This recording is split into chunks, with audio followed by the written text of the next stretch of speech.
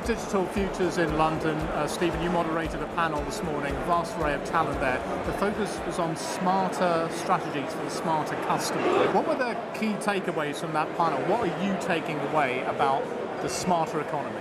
Well, I thought you're right. The panel this morning I thought was vibrant. I thought there were some real practical ideas that came from the panel participants. I suppose in order, the headline number one, the future's more ahead of us than behind us. So we're just at the beginning of our digital futures. So for a business like ours, and indeed any digital business, that was a sign of, I thought, real optimism.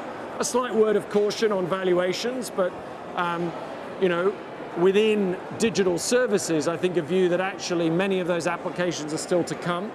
A view that the real value might not be in the obvious places, it might be in the adjacent markets. Very much so. The old, you know, it wasn't the gold prospectors, it was the shovel manufacturers, and how true is that? So I thought that was a real learning. That you've got to be solving a problem that exists, right, that's in pace with where users and customers and businesses are, and if you're doing that, and in so doing, you're taking cost out of a business that can free up time for innovation in other areas. And I think those were all great tips.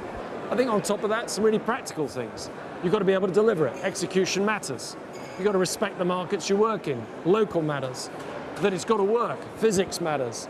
And that also, most importantly, you've got to get your pricing right, both in terms of value to the user, but also value to the owner and the shareholder. And the pricing model as well. And the pricing model, about how, and that might vary. It might even vary in market. So I thought it was a very good and rich panel. Excellent. And you know, there was a little bit of a focus on networking, perhaps more than some of the other aspects. Do you get the sense that physical as well as human networking is valued as highly as it should be in the digital economy? So much talk about software these days, but the actual physical network, is that still incredibly important to any kind of company? Just so I'm clear, when you say physical network, do you mean you and me talking, or do you mean the physical? I'm talking about the physical. You mean human beings? Or do you mean the physical network? The physical You mean network. the pipes, you mean the backhaul, you mean the fiber? Yeah. Well, I think it was inevitable. We had a big discussion about that today. We had Nokia on the panel, we had Cisco on the panel.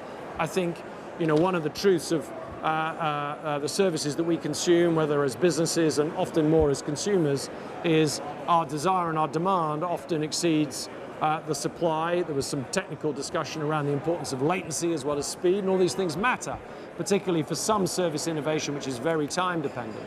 So I think network innovation and the physical networks, they are going to go through another stage of innovation. Yeah. 5G is coming at a pace and a rate around the world.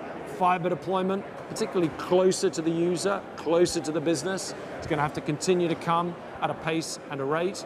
And as we see this digital future go from we're at 1% to we're at 50%, just imagine the consumption volumes that are going to go with that. Absolutely. I thought Marcus Weldon's comment about 360-degree AR and VR and just what capacity that consumes was very illuminating. Yes.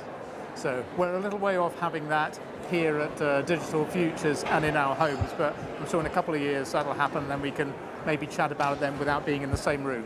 Stephen, really lovely to see you. Thanks for coming. I hope you have a great conference. And you. Thanks a lot.